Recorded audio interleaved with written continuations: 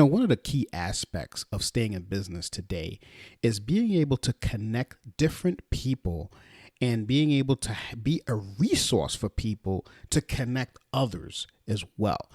Sometimes doing things like that actually helps you in your business without you even wanting to.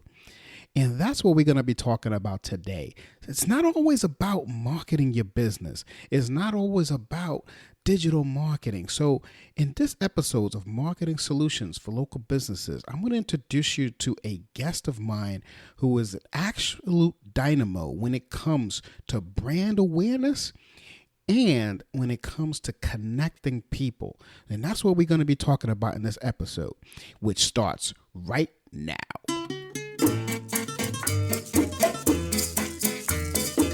Hello, and welcome to Marketing Solutions for Local Businesses, the podcast where you will discover all the latest and greatest digital marketing tools, tips, and strategies you will need to implement in order to stay ahead of your competition. If you are not getting the results you are looking for from your digital marketing efforts, this is the podcast for you. And now, here's the host of our show, the local business guy himself, Frank Deming. Hello, everyone. What's the good word? This is Frank Deming, the local business guy, and welcome to another episode of Marketing Solutions for Local Businesses. Now, before I head to what topic I have in store for you all today, I just want to do a little bit of housekeeping. And I want to let you know that if you want to be a guest on our show, feel free to either give us a call at 888-416-7752 or simply send us an email at info@lbmsllc.com. Let us know that you want to be a guest. Let us know what you want to talk about, and we will put you on the schedule. Also, if there's a particular topic that you are struggling with, or you're out there getting things done with all of the suggestions that we give you from a digital marketing standpoint, and you're not getting the results that you are hoping for, also give us a call at 888-416-7752 or send us an email, info@lbmsllc.com, and we will make sure that we make that a topic of in one of our episodes. Now, last housekeeping topic before we get to today's episode content. If you have been thinking about starting a podcast, that's where something like Buzzsprout can help you. Buzzsprout is by far the easiest and best way to launch, promote, and track your podcast. In fact, they have already helped over 100,000 people successfully launch and promote their podcasts. They will ensure that your podcast is distributed to every major podcasting platform like Apple, Spotify, and Google Podcasts, just to name a few. Not to mention, they will even provide a great-looking podcast website with awesome audio players that can easily be embedded into your own website. To start your own podcast and receive a $20 gift card from Amazon, follow the link in the show notes, and this will help Buzzsprout know that we sent you and will support the show. Buzzsprout, the easiest way to start a podcast. All right, everyone. So, as I said in the pre-intro, I have a special guest today that is going to enlighten us on something that I think that's very important in terms of business in general. If you're a local business, if you're a small business or anything like that, you need something like what my guest is going to bring to you. And her name is Jessica Leighlevin. And I'd say, Jessica, can you say hello to everyone, please? Hi, everyone. All right. So I know I gave a couple of information, a couple of a pre-intro, a couple of information about you and what you do. But can you give us a little bit more of information about what you do, Jessica? Sure. So I am the president and chief connector of 7 Degrees, which is a marketing and management consulting firm. And I do a lot of different things. I wear a lot of different hats. We do everything from branding to personnel development, to corporate social responsibility, helping people create marketing plans, do a lot of helping businesses create their name, like actually naming companies and help them figure out who they are, and kind of everything in between. Right. Okay, awesome. Now, how, and in this day and age, how important is branding? I think it's important and it's always been important. I think some people don't understand what branding is. Sometimes there's just a thought that, oh, it's just a logo. And branding is so much more than just having a logo. Now, your visual appearance is absolutely important, especially for a small business if you want to be taken seriously and look like you're a real business versus doing something as a hobby. But your brand is about who you are and what your values are as much as it is what you're selling. Right. So are you saying, so when you say branding, so what kind of messaging do you need when we brand? Because, I'm an advocate of branding as well. I don't think I do it the best. So that's why I have, to consult with people like yourself. But what, in terms of branding, what kind of messaging people need to have to get their message out there, to get their brand out there, excuse me? Well, people have to absolutely know what it is that you do. But more importantly, they need to know who you are, especially for a small business. And who you are starts with your core values and what are the things that are important to you. And that goes to the types of clients that you work with, how you treat your employees, how you set yourself apart from your competition. So it's not, as I mentioned, it's not just about the products and services, although it is very important that people know what they can buy from you. But your brand in terms of differentiation really goes down to your culture and your values. Right. And now, so how can someone compete? Let's say, we're talking mostly small businesses because you and I cater to both that industry. So in your expertise, how can someone who's a small business, let's say the 2.5 to 5 million business, compete with a huge, let's say a CPA firm that's over 20 million? Well, you're speaking my language because I work with many, many, many CPA firms that have for the last 20 years. And they're a great example because it is hard for them to differentiate themselves. Right. Because a lot of what they sell is a perceived commodity. And I'll use the CPA firms as an example.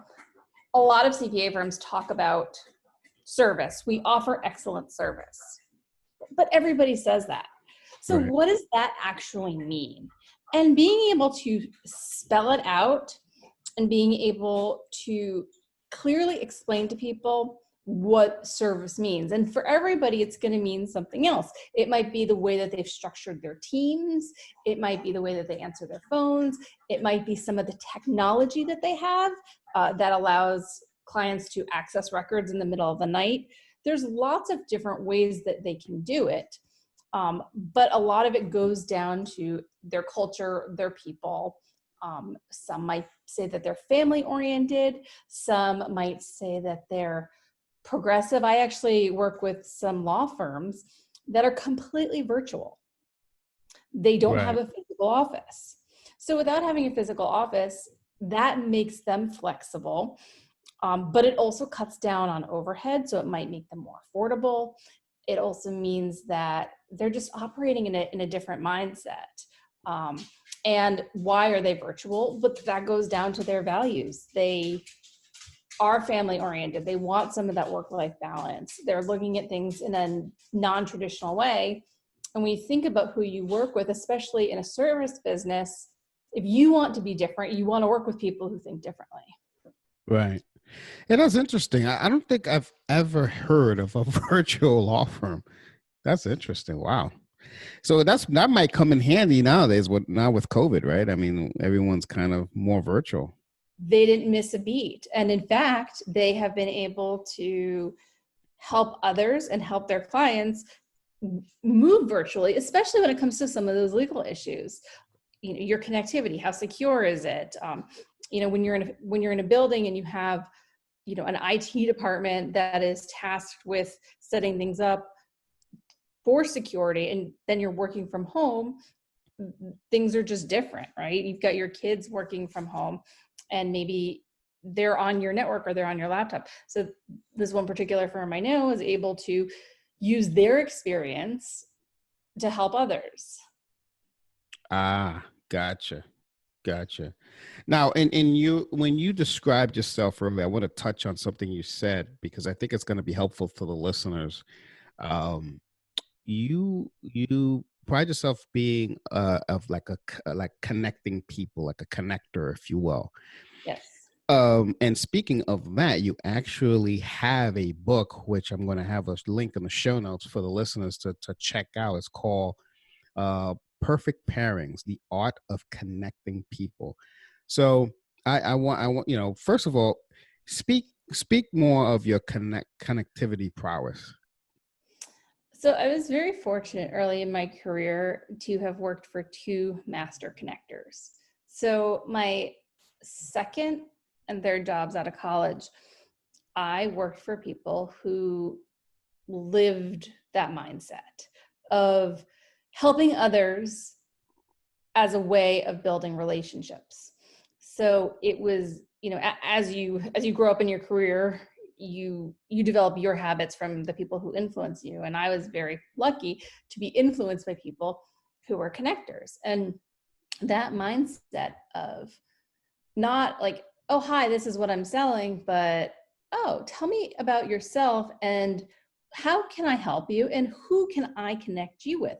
It's how you and I met. Right? We met through a connector who said, you guys need to know each other. Right. And that's a mindset that I live, is when I meet people, I think about who can I make an introduction to? Yeah, you know, it's interesting you mentioned how we met because, you know, I want to say up to even 8 years ago. Yeah, 8 years ago, if someone would have said, "Hey, I need you to meet this person," and if I asked what did they do, and I see what you did is almost exactly what I did, I would have been like, "Well, what do I need to meet her for?" Because I was closed minded. But it's so different, you know. Now, fast forward 8 years now, and all of the people who I'm surrounded with, all people like yourself who are in the same business like me, and we all help each other out with, whether it be with brand recognition, whether it be blogging, writing, design, whatever. And it's helped my business tremendously. So the fact that you've done that forever, that's pretty intriguing. That's interesting. Yeah, and I think you know, depending on what somebody sells, every business is structured differently. You know, if you own a bakery, it maybe doesn't apply so much, but a lot of us do run these somewhat virtual businesses where we have our go-to people that are not necessarily employees, but it's different than just hiring a freelancer. I've had full-time employees off and on, but lately I have, and because I've been in business 11 years, I've structured my business where I have my team and they are my team. They don't necessarily work for me, but it's a seamless relationship. Whether it's SEO, like you provide, or it's graphic design, or it's web development, I just have my people and we work and that's how we work. And all of the people that I work with are people that I've met through networking or, you know, through an introduction. And it's a much more efficient way of doing business when you connect with like-minded professionals who are doing what you do and need to complement each other. Exactly. Yeah, yeah. I totally agree. And it's the best way of doing it. And I'm structured pretty much the same way as well. I mean, I do have one full time person who's an admin, but everybody else is pretty much, you can consider them an employees, but but they're not. But they already know my structure, my style, so it's not a problem there. So interesting that we're structured almost exactly alike. So talk to me a little bit more about, who, I know you work with CPA firms. Who else do you typically, who's your ideal client? So I work with a few different groups. I work with CPA firms and law firms, and I have for a very long time. But my background also extends to associations, and I have worked and currently do work for a CPA and law firm association, and love membership organizations. I just love everything about them. And so I not only work for one as part-time staff, but also provide consulting to associations on various aspects, from programming to event design to relationships. I do a lot in the events industry as well. That's always kind of been my passion. I did my first event when I was 7 years old, which is how I partially named my company 7 Degrees. So I help people, again, from the interactivity standpoint, make events a little bit more exciting, and also help with the marketing side of it. And then the other aspect is small businesses and a lot of solopreneurs, or others, basically organizations that want marketing, appreciate it, and don't necessarily have the budget for somebody full time. Yeah. So I do a few different things. I offer like coaching, where it's like you're almost there. You just need somebody to help you walk you through that. And I really like doing that with the solopreneurs, because they need help, and I love seeing people be successful. So that part of it's very rewarding. Yeah, I hear you. I hear you. That's cool. At least people know, if you know of anyone who's listening, and if you know of anyone who would need somebody like a Jessica to help them, boost up their brand. You'll know how to connect with her. I'll have all her information in the show notes for sure. Now, another, you wrote another book which has a very interesting title, and I want to talk to you a little bit about that book too. I also have a link in the show notes, and the title is "Everyone Has Shit: Unsolicited advice for being human." That's an interesting title. Can you talk a little bit more about that, and what people expect to read when they get the book? Yes, and the book came out 2.5 years ago, and I think it is actually more timely now than it was when I put it out. It was the book I always wanted to write, and I wrote it for myself more than anything. I wanted to sort of tell my life story in a way that helped people. So it is not a biography in any way, but I do pull from my stories as well as other people's. But the framework is that basically everybody is dealing with something. Right. And there's varying degrees. But how you respond to the situation you're in makes all of the difference, right? Your attitude, your level of positivity. And I talk about some heavy topics in it. I talk about grief. I talk about actually perception and perspective are something that I'm just very, very interested in. And I talk a little bit about racism in the book. And again, it's just, it is very timely. But I also talk about things like self-care and Right. making sure that, you can't help anybody else unless you're helping yourself, and how important that is. Amen to that. And again, talking about relationships, romantic and friendships, and, how you can make a decision to get rid of toxic people in your life. Yeah. There's a lot of, there are a lot of different nuggets. And when I talk to people who have read it, people pull different things from it. There's just a lot of lessons in it. And the overall message is, if if you can't do anything else, just try to be a better human than you were yesterday. Oh, that's awesome. Yeah, I'm definitely going to check the book out. I saw the title; it was very intriguing, so I wanted to ask about it. That's good, and it's so true. And I think as small business owners who are mostly listening to my podcast, would probably relate to that because we as small business owners we do have multiple hats. There's no way around it unless you grow bigger.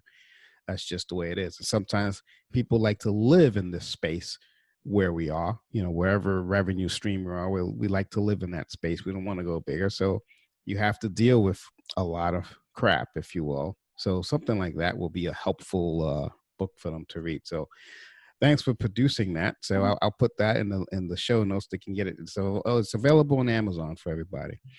And Audible. Oh, and Audible. Oh, okay. Yeah, that one is on Audible. Yes. So the first one isn't. So the perfect parents is not. No, it's not. It's that is one of those things that's on my to-do list. I'd like to record an audio version of it. Okay. I'm actually tinkering with a third book, so trying to figure that out, which would be a follow-up to Perfect Pairings. Okay. Jessica, something just came out in my head as you were talking about that, because I'm also thinking about another book. I have one book out there. Well, I have two. One book is the same book, but it's a revised version, so it's the same title. But I do have a book in me, and I think together we should come up with a book. We can co-author a book. What do you think about that? I would love that. I think, I've lost count of the number of people who have said, "Oh, I want to write a book," but when you actually go to do it, I've done a lot of hard things in my life, but writing not only one book, but two books was very, very hard. And I won't pretend, but having a partner to do it would be wonderful. Yeah, we should co-author something. And we'll really knock it out the park with people. Okay, so that was a little side note there. So out of curiosity, let's go back on the value of building relationships, because as a connector, I know that that value. So give me like one or two nuggets or three nuggets for that my audience today could use and start building the right relationships to grow their businesses. Well, I mean, I can tell you that 97% of my business has come from referrals. Wow. I got one really good client from Google. And it was completely by accident, because it wasn't even direct. His father found me, and then we ended up connecting. But that was really an anomaly. Almost everything else has come from referrals, or I do a lot of speaking. So some businesses come from that, but for the most part, it's referrals. And it's not even referrals from hundreds of people. It's referrals from a few really good people who trust me. And this applies to anybody. They trust you. They know the quality of your work. And therefore, and they are also good connectors. That's part of it, is connecting with other people who are good connectors. And if you have a few of those people, the rest is easy. Okay. So basically, get yourself out there, meet as many people as you can, and a few will be some connectors that can basically be your cash cow, if you will, something like that. Yeah, it's especially, in local communities like the New Jersey community, all of the connectors know each other. They really do. If you look at people, you go onto their LinkedIn and you've got 50 contacts in common. They're not hard to find. The people who are out there, at these networking events all the time, talking to people. The difference, though, there are two kinds of people. There are people that are just out there for that transaction, and they spend a lot of time, go into a lot of meetings, and maybe they're selling, but it becomes transactional. And then there's the people who really take the time to get to know somebody. who go to lunch, who will go to lunch for 2 hours and just chat and get to know somebody as a person, Right. and really develop true friendships. And those are the people that you want to find. Those are the people that are going to, people trust them. And so when they refer somebody, you've already gone over that hurdle of trying to establish trust because you're a referral from somebody that has already proven themselves. Yeah. That's funny you say that, because I think when we first met, we met for about 2 hours. And, I generally know when I meet somebody, if we click and we have the same values and we value those relationships, whether or not we'll work together or not. And sometimes it takes years. I mean, Oh yeah. I picked up clients that it's been 7 years sometimes, but from the time we met to the time that we ended up working together, but then the payoff is huge. Yeah. It's not always instant, but the trick is, from what I gather, what you're saying is being consistent with your connections and your visibility, if you will, and being there for people. Yeah, you gotta be their friend. And I know, some people, they say, oh, I don't like to mix business and pleasure, and I like to keep things separate. If you're a small business owner, I don't know how you keep those things different. Again, maybe you own a bakery, but even then, people will come and support you if they like you and they know what you're doing in the community. And I mean, we live in a state of 9 million people, but it is a very small community. Yes. People know each other, even in, a place like New Jersey, which is, and sometimes in other places where it's a metropolitan area, there's just less people.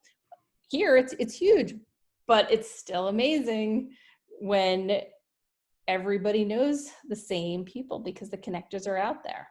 Yeah, it's amazing. And sometimes I go to networking events and I'll make mention about someone that I know, and it's amazing how many people know that same person or know someone of that knows that same person.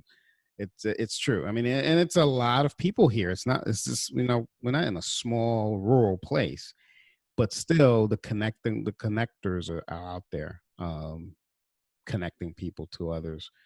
And that's amazing. And I mean, of course, it's less of it now because of COVID, but it's still there virtually, though. I don't think I've skipped a beat during this time. No, I will tell you that I am busier than I have ever been, and some has been existing clients ramping up, but I have gotten at least 3 new clients in the last, since March. One was a referral, and it was a woman who I actually worked with. I helped her create her brand, and this is now the 3rd person that she's referred me to that I'm doing work for. Right. And we worked together years ago, but we stayed friends. And then the other one, and ties into my volunteer work. And there was a woman that I worked with on an event 4 years ago, a charity event, and we worked. It was a huge event. We worked very closely on it, and stayed connected on Facebook. And she put out a request for needing help, and I responded. And she's, of course, like she's like, you weren't even on my radar, but of course, because we had already worked together, and she knew my style, and we had clicked. And so that was 4 years ago. And that one was a relationship that happened through volunteer work. Look at that.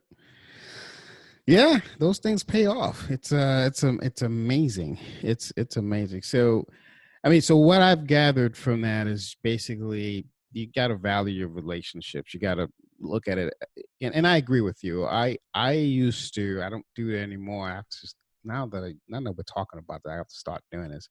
I used to organize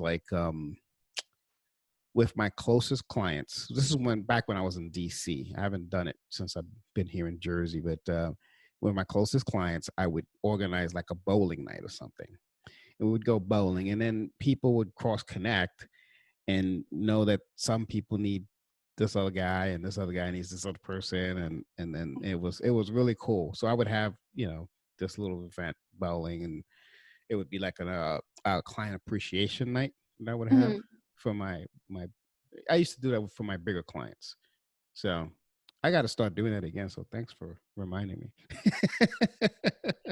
Yes, once we're allowed to go bowling again. When we're allowed to go bowling again. Well, it could be something else. It could be just a happy hour, outside happy hour. Outside happy hour. Yeah, we I do a lot of entertaining, and I have a nice big yard. So I have a lot of parties, and my, because I said my worlds are not really separate. A lot of the people who come are my clients, and they get to know each other and they get to be friends. And it's amazing, when I see them connecting with each other, and I'm like, wait, how do you guys know each other? They're like, through you. Oh, okay. Yeah. Because you're the cog. You're the cog in the wheel. So yeah, you're helping it glue it all together. It's a interesting trait that not trait. It's an interesting skill set that you have, because I think that is a skill set. I don't think me per se, it doesn't come naturally because I'm an introvert. But I've learned to do it as I go out more. Well, so, and I used to talk about this in the early days of social media.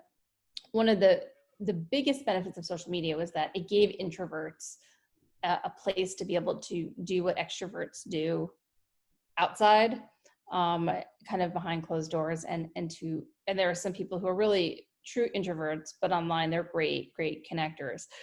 I'm actually like a ambivert. I have traits of both.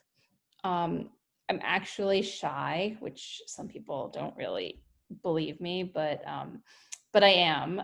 I'll be one of those who doesn't believe you until you just said it, but so I believe you now.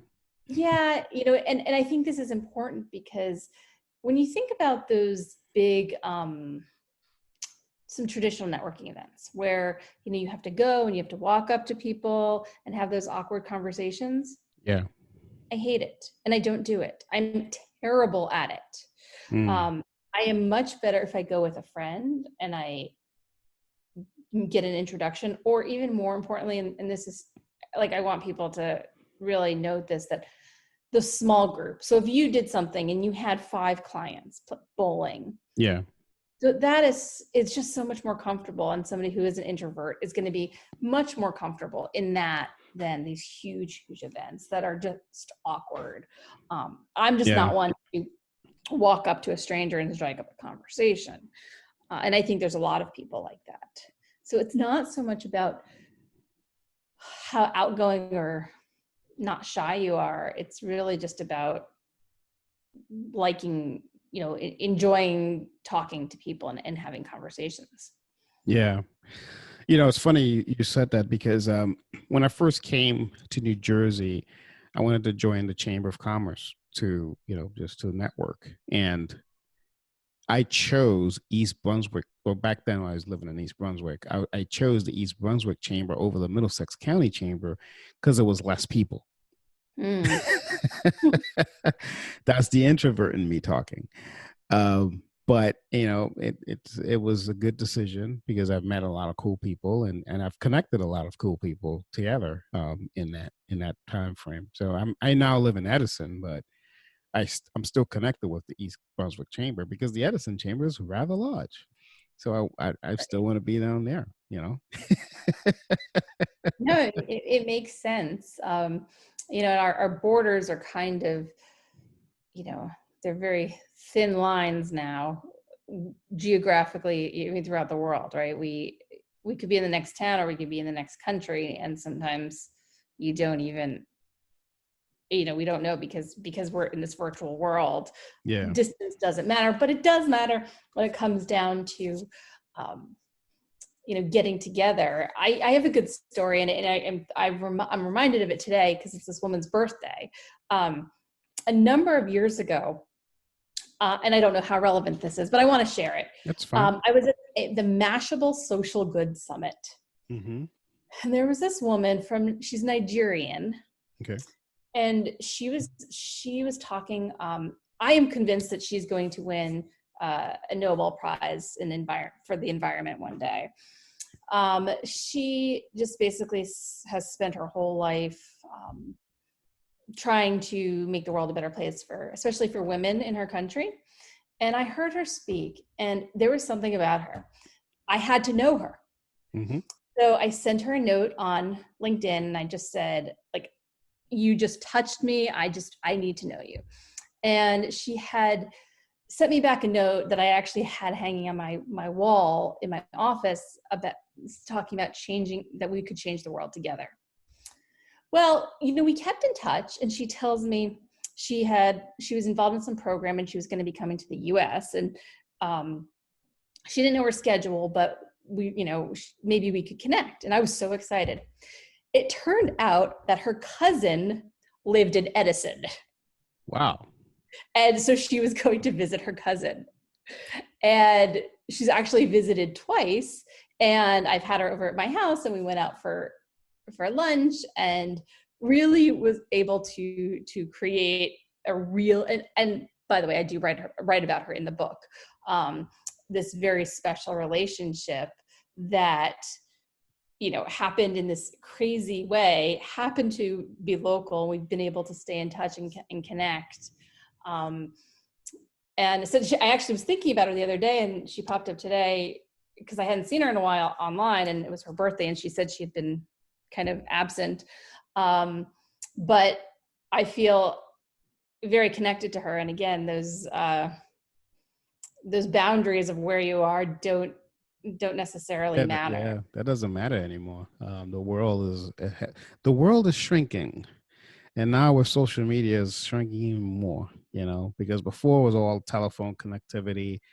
Now you can, with WhatsApp, you can talk to someone face to face, or FaceTime, or whatever tool you want to use. There's a plethora of different tools to use that you can connect with people all over the world. So, yeah, you're right. No, thanks for sharing that story. I think it's on point, because it talks to you. It talks about the value of connecting, and it's also showing my listeners how well of a connector you are.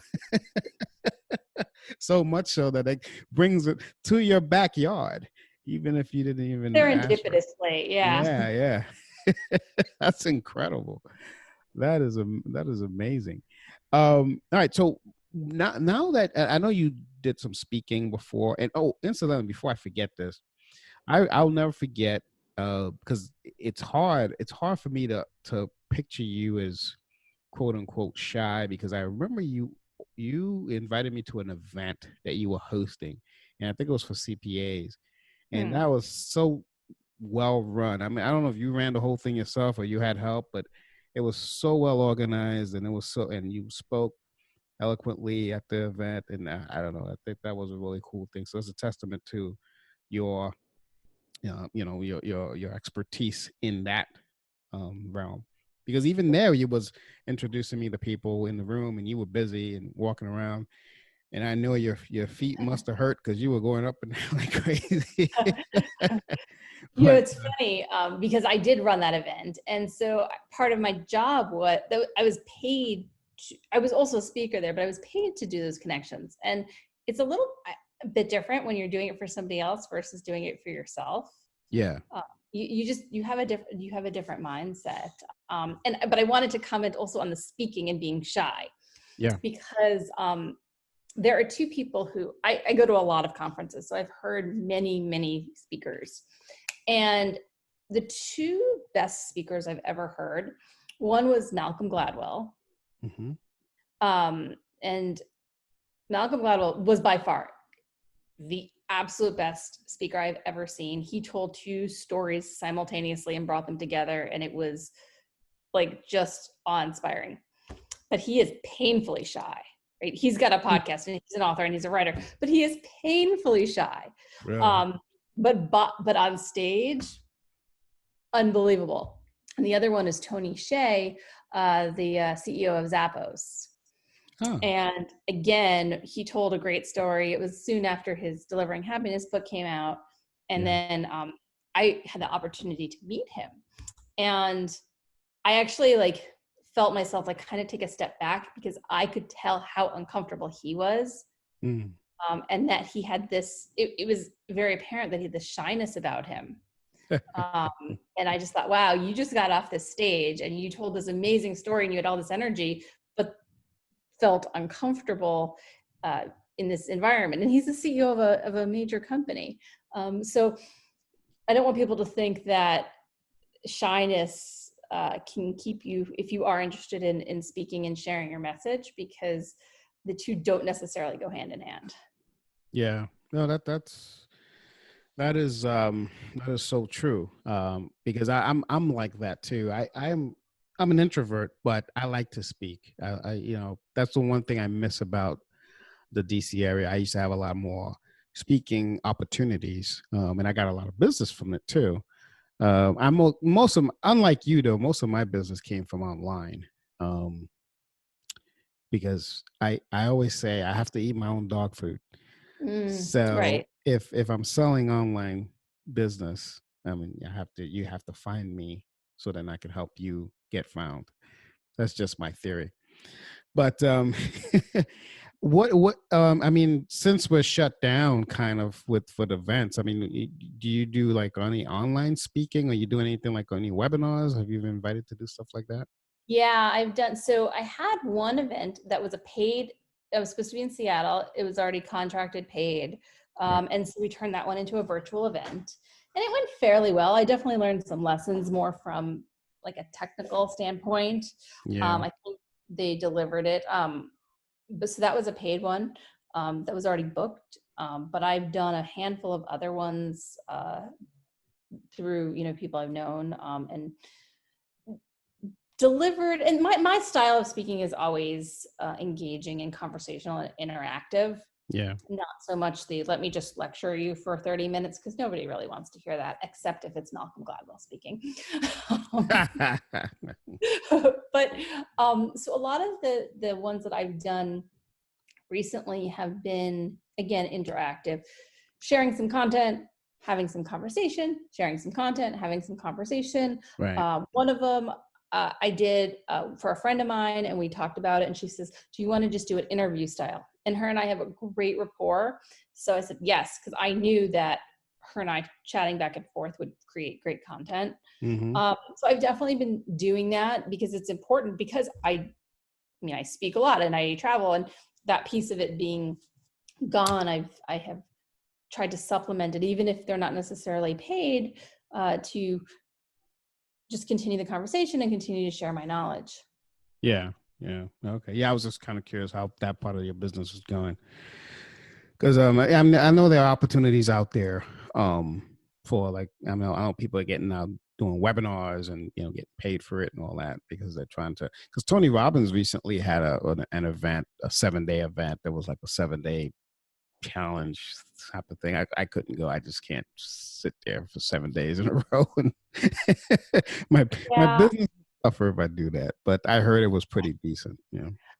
Because I'm so involved in the events industry, a lot of my relationships, a lot of my contacts are talking about virtual and teaching virtual, and there's definitely a lot of tricks to it. 7 days is not, I don't think anybody gets it through that. My friend actually that we did the interview with, she did a 2-week long event, and she did 2 hours a day. 2 weeks. Oh, 2 hours a day. 2 hours a day, varying formats, and it was phenomenal. Okay. She had like 48 speakers, and it was virtual done right. Yeah. That's actually a good idea. I like that. Well, if all you'd like to have her as a guest on your show, I can make that introduction. Hey, I'd love that. I'd love that. But I wanted, you were talking about opportunities, and I wanted to also mention one more thing. I started my business in 2009, which was technically in an economic downturn. Yes. And knock on wood, I have been able to pay, I'll say I've been able to pay my bills the entire time that I've been self-employed. And so while things are a little bit questionable right now in terms of the state of the economy, I think that there are plenty of opportunities out there for people. And I would encourage people to, if they're in business, or if they're thinking about starting a business, that there's no bad time to. Yeah, there's never a bad time, because there's always going to be opportunity. You just have to know exactly. Yeah. So that my theory or my philosophy with this is, if you're passionate enough about what it is that you're trying to sell or what you're trying to promote, then that passion is going to transform into ability. But you have to be passionate enough. So your why has to be strong.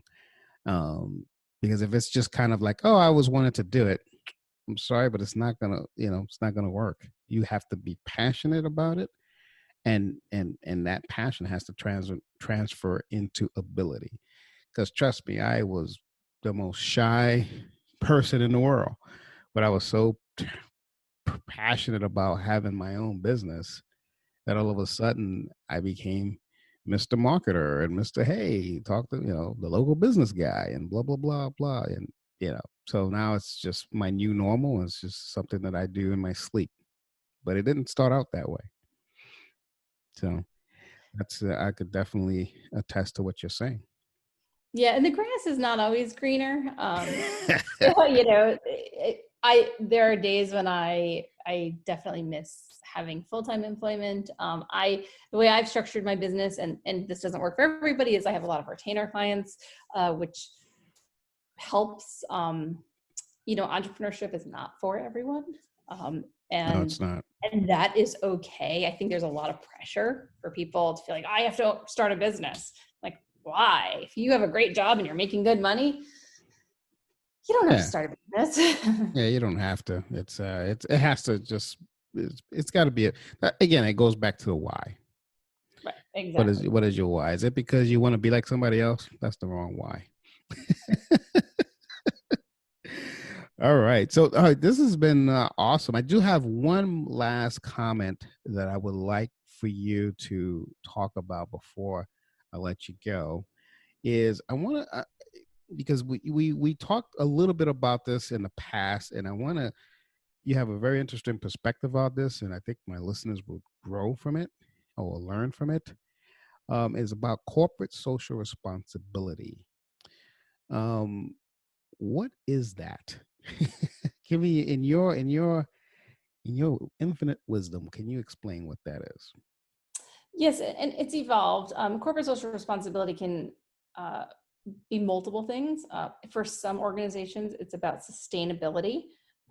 Everything from some simple things like having a recycling program to having solar on your roof to making sure that all of your supply chain is socially and responsible and practices sustainability.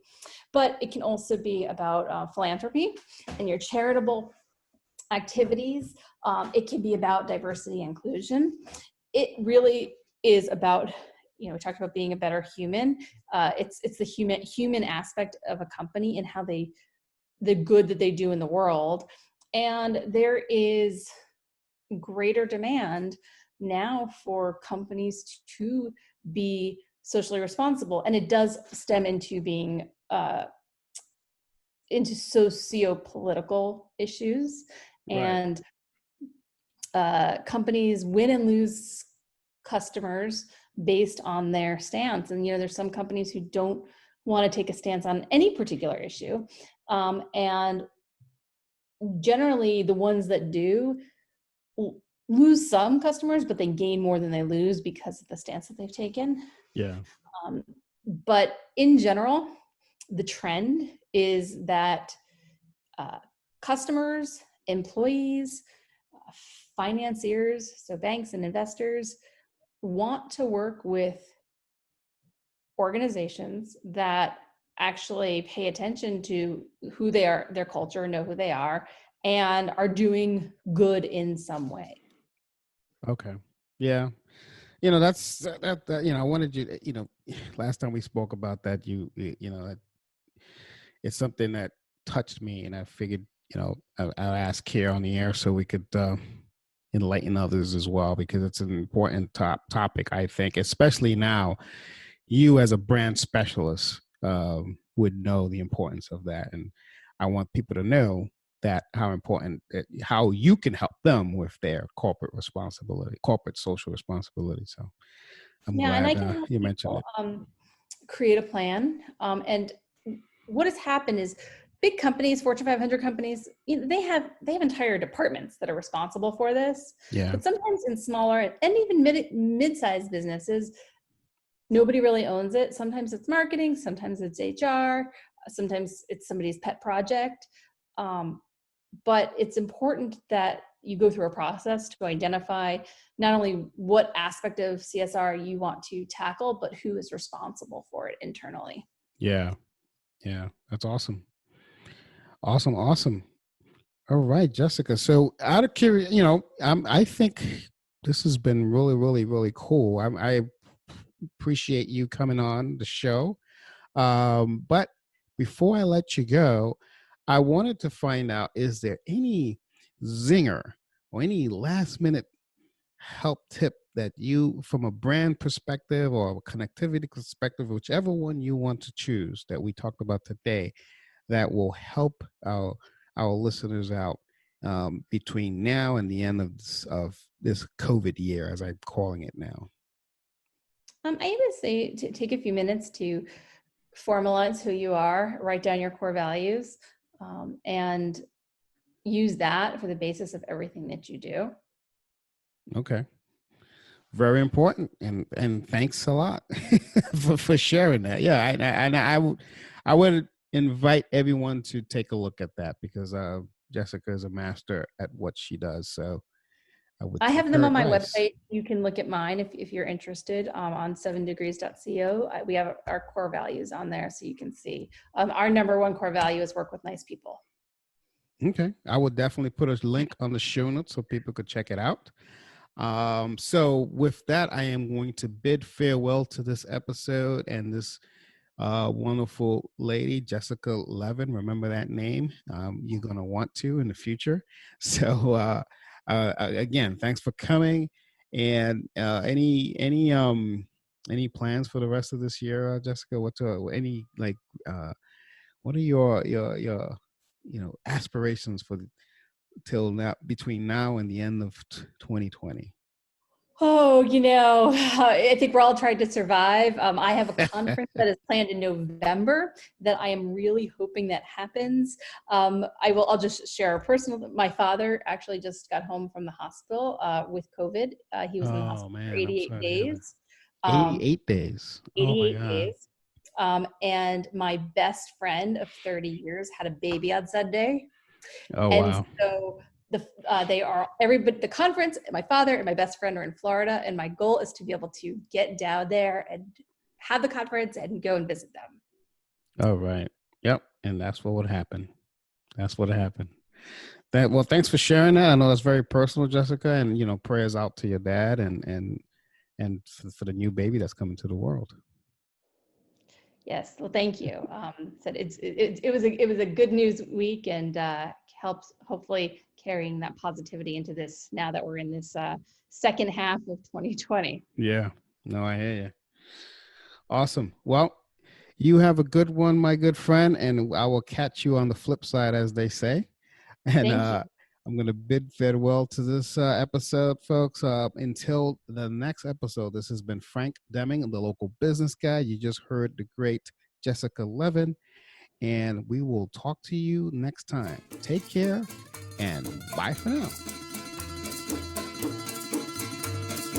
Thanks for listening to another episode of Marketing Solutions for Local Businesses, the podcast where you will discover all the latest and greatest digital marketing tools, tips, and strategies you will need to implement in order to stay ahead of your competition. Don't forget, any links that were mentioned during the broadcast will be available to you in the show notes, so be sure to grab them while you have the chance.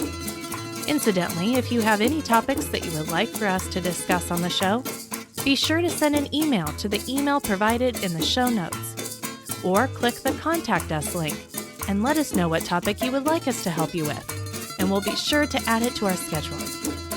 If you would like for Frank and his team to look at your digital marketing presence and give you a free evaluation, simply click the Request a Free Consultation link in the show notes to get a hold of them.